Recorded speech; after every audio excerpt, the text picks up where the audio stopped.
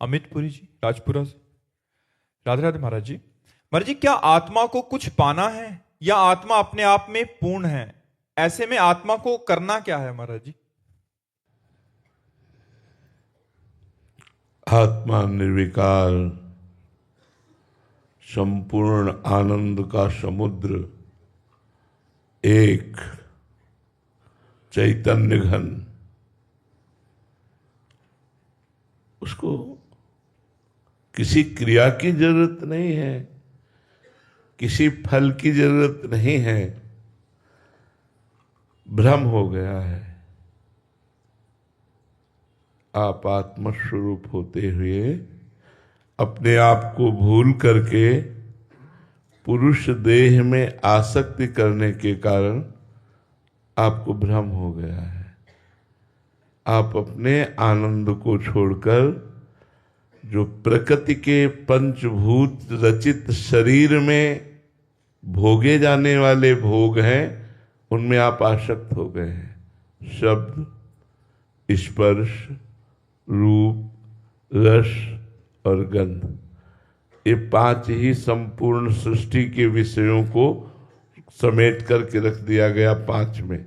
शब्द आकाश का गुण, स्पर्श वायु का गुण, रूप तेज अग्नि का गुण है, रस जल का गुण है, गंध पृथ्वी का गुण है।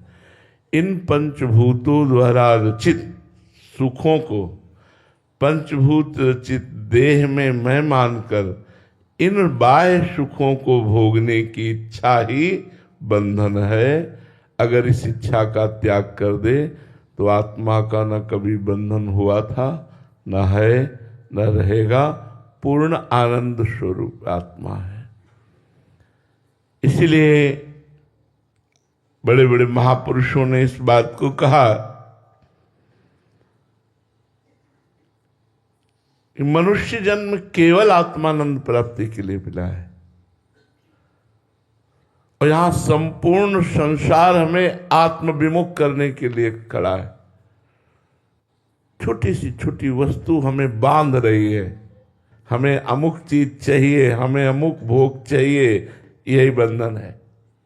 और ना चाहिए, ना चाहिए, कुछ नहीं चाहिए। इस शरीर का जो प्रारब्ध होगा उसके अनुसार होगा। मुझे कुछ नहीं चाहिए।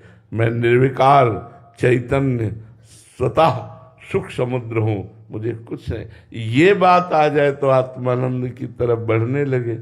लेकिन आत्मानंद की तरफ बढ़ना, ये विषयों का आकर्षण बाधा पहुंचा रहा है। एक एक चीज बांध रही है, जबकि हम निर्विकार हैं, अद्वितीय हैं, चैतन्य घन है, दूसरा कोई है ही नहीं। एको ब्रह्म द्वितीयो नास्ति, सो ब्रह्म अहम सोहम सोहम। एको ब्रह्म द्वितीयो नास्ति, जब द्वितीयो नास्ति तो एको वो सोहम, वही है। जान गया, मुक्त हो गया। ये बंधन अनादि से है, आज से नहीं है।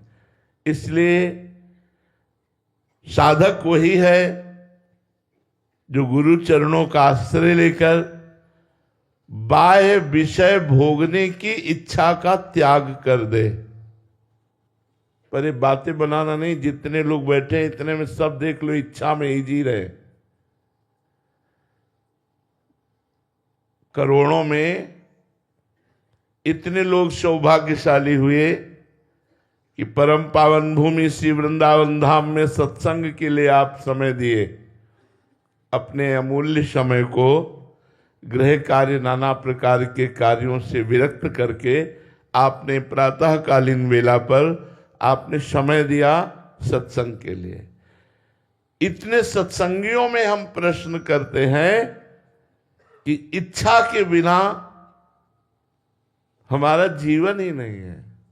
ये इच्छा, ये इच्छा, ये इच्छा, ये इच्छा, यही इच्छा ही बंधन है। इन इच्छाओं का त्याग हो जाना ही मोक्ष है। मोक्ष का तात्पर्य जो हम मुक्त स्वरूप है उसका अनुभव हो जाएगा। ना आत्मा का कभी बंधन हुआ था, ना है, न रहेगा।